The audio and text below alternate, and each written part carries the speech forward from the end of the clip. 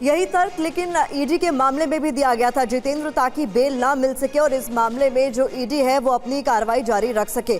लेकिन उस मामले में अरविंद केजरीवाल को राहत मिली थी और मुझे लग रहा है कोर्ट के अंदर कहीं ना कहीं इस बात का भी तर्क रखा जाएगा। इस पर आपसे सवाल का जवाब लूं, लेकिन केजरीवाल की 2 साल बाद गिरफ्तारी, ये अभिषेक मनु सिंघवी की तरफ से कोर्ट में अपनी बात रखी जा रही है। इस बीच बड़ी खबर भी अपने दर्शकों को बता दें, सीबीआई केस में हाईकोर्ट से राहत मिली थी।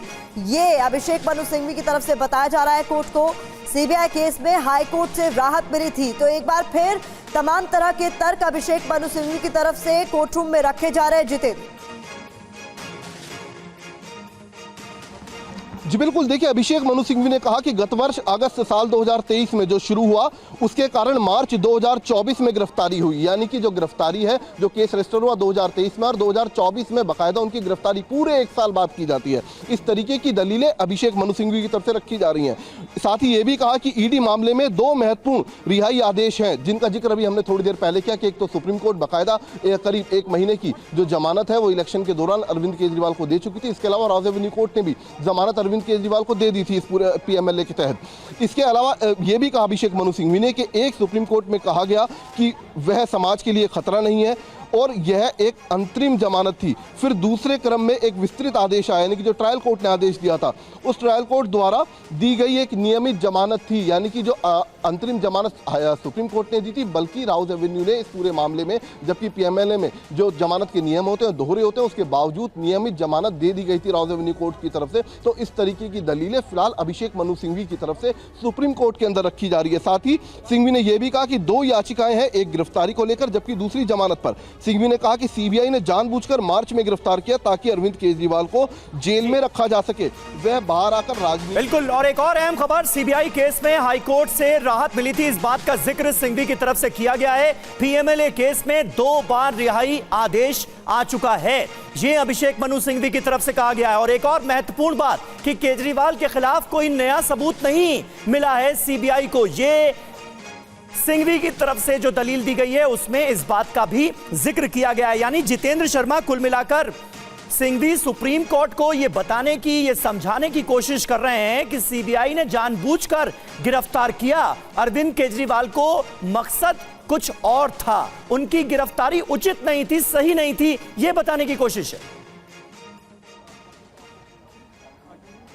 जी बिल्कुल, देखिए स्पष्ट तौर पर जो सिंघवी है वो कोशिश कर रहे हैं अदालत को ये बताने की कि आखिरकार जो अरविंद केजरीवाल की आबकारी घोटाले के अंदर गिरफ्तारी हुई वो दरअसल राजनीति के तहत हुई थी। सिंघवी की तरफ से साफ तौर पर कहा गया कि 2023 में जो मुकदमा दर्ज किया गया, पूरी 1 साल की इन्वेस्टिगेशन के बाद 2024 में गिरफ्तारी की जाती है और एफआईआर में बाकायदा अरविंद केजरीवाल का नाम तक नहीं था और जिस वक्त चार्जशीट दायर हुई उस वक्त अरविंद केजरीवाल का नाम उसके अंदर डाला जाता है। और इसके अलावा जो मार्च में जिस वक्त इलेक्शन चल रहे थे उस दौरान भी अरविंद केजरीवाल को राजनीति के तहत उन्हें जेल से बाहर नहीं आने दिया गया। तो इस तरीके की दलीलें फिलहाल अभिषेक मनु सिंघवी की तरफ से अरविंद केजरीवाल के पक्ष में रखी जा रही हैं ताकि अरविंद केजरीवाल को जमानत मिल सके। इसके अलावा जो 3 इस केस के अंदर आरोपी थे, जैसे कि मनीष सिसोदिया, के कविता और विजय नायर, उनकी जमानत के ऑर्डर जो थे उसका भी हवाला अभिषेक मनु सिंघवी की तरफ से दिया गया, जिसमें साफ तौर पर उन्होंने बोला कि ये तीनों मुख्य साजिशकर्ता थे, इन तीनों को जमानत मिल चुकी है आबकारी घोटाले के अंदर, तो अरविंद केजरीवाल को भी फिलहाल जमानत मिलनी चाहिए। तो इस तरीके की दलीलें फिलहाल अभिषेक मनु सिंघवी की तरफ से सुप्रीम कोर्ट में रखी जा रही हैं। बिल्कुल, जो दर्शक हमें अभी अभी ज्वाइन कर रहे हैं टीवी 9 भारतवर्ष पर, उनकी जानकारी के लिए बता दें कि इस वक्त जो सबसे अहम सवाल है वो ये कि दिल्ली के मुख्यमंत्री अरविंद केजरीवाल को आज देश की सबसे बड़ी अदालत से जमानत मिलेगी या नहीं मिलेगी, क्योंकि इस मामले में 3 अहम शख्सियतों की जमानत हो चुकी है। विजय नायर को हाल ही में जमानत मिली है, इसके अलावा मनीष सिसोदिया और के कविता को भी इस मामले में जमानत मिल चुकी है। इसलिए आसार ये ज्यादा जताए जा रहे हैं कि आज राहत मिल सकती है सुप्रीम कोर्ट से अरविंद केजरीवाल को। लिहाजा इस वक्त हम देख रहे हैं कि सीबीआई की तरफ से दलील यह दी गई है कि याचिकाकर्ता का कोई ग्राउंड नहीं बनता और इस मामले को राजनीतिक रंग देने की कोशिश की जा रही है। अभिषेक मनु सिंघवी जो अरविंद केजरीवाल के वकील हैं, वो ये बताने की कोशिश में है कि सीबीआई ने गलत तरीके से अरेस्ट किया, उनकी अरेस्टिंग जो थी वो ही उचित नहीं थी, सही नहीं थी। एक एक डिटेल लगातार सबसे पहले टीवी 9 भारतवर्ष आपको दे रहा है। इस वक्त हमारे एक संवाददाता पीयूष पांडे कोर्ट रूम के अंदर मौजूद हैं, कोर्ट रूम के बाहर जितेंद्र शर्मा मौजूद हैं। जितेंद्र, आसार क्या नजर आ रहे हैं? जैसा कि मैंने अपने दर्शकों को बताया कि इस मामले में के कविता हो, विजय नायर हो और मनीष सिसोदिया, जिन्हें 1 महीने पहले तकरीबन जमानत मिली, तो ऐसे में लगता क्या है, राहत दिल्ली के मुख्यमंत्री को भी मिल सकती है क्या उसी ग्राउंड पर?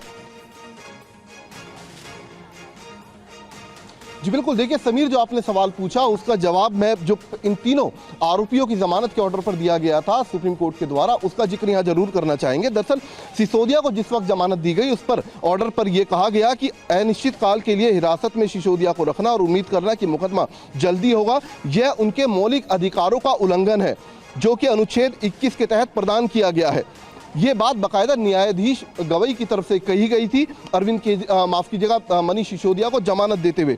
इसके बाद जो के कविता थी जो उनको जमानत दी गई, उस पर सुप्रीम कोर्ट की तरफ से कहा गया कि हमने यह भी कहा था कि जमानत नियम है और उस पर जो इनकार है वो अपवाद है। हमने कहा था कि अनुच्छेद 21 के तहत प्रदान किया गया मौलिक अधिकार संवैधानिक प्रतिबंधों से ऊपर है। ये बात उस वक्त कही गई जब बाकायदा के कविता को जमानत दी गई, और अब जब विजय नायर को, यानी कि जो तीसरा की प्लेयर था इस पूरे मामले के अंदर, उसको जमानत देते हुए साफ तौर पर कहा था सुप्रीम कोर्ट ने कि अनुच्छेद 21 के तहत दिया गया स्वतंत्रता का अधिकार एक पवित्र अधिकार है जिसे कठोर प्रावधानों के मामले में भी सम्मानित किया जाना चाहिए। याचिकाकर्ता 23 महीने से हिरासत में है और अंडर ट्रायल के रूप में कारावास में है, तो लिहाजा इस तरीके की जो दलीलें थी या इस तरीके की जो टिप्पणी थी वो अदालत ने रखते हुए इन तीनों आरोपियों को जमानत दी थी, जिसमें साफ तौर पर हर बार यही कहा गया कि जो जेल है वो अपवाद है और जो जमानत है वो नियम है। अब देखना होगा कि क्या यही टिप्पणी इस बार फिर से की जाती है या फिर जो एफिडेविट या फिर कहें जो जवाब सीबीआई की तरफ से दाखिल किया गया है जो अरविंद केजरीवाल के ऊपर आरोप लगाए गए हैं उनको ही जारी रखती है। तो फिलहाल अभी कुछ देर बाद इस बात पर भी फैसला होगा। जी तो इंतजार किया जा रहा है कि आज क्या कोर्ट रूम में जो इस वक्त चल रहा है उसके बाद आउटकम निकल कर आता है। केजरीवाल सबूतों से छेड़छाड़ नहीं करेंगे, अभिषेक मनु सिंघवी अरविंद केजरीवाल के वकील की तरफ से कोर्ट में यह बात रखी गई है। केजरीवाल गवाहों को प्रभावित नहीं करेंगे और केजरीवाल जांच में सहयोग करेंगे। ये तमाम ग्राउंड्स रखे जा रहे हैं जमानत के लिए। ये कहते हुए, ये तमाम ग्राउंड्स को सामने रखते हुए अभिषेक मनु सिंघवी जमानत की मांग कर रहे हैं अरविंद केजरीवाल के लिए। सुप्रीम कोर्ट से सुनवाई की एक डिटेल आपके सामने हम रख रहे हैं।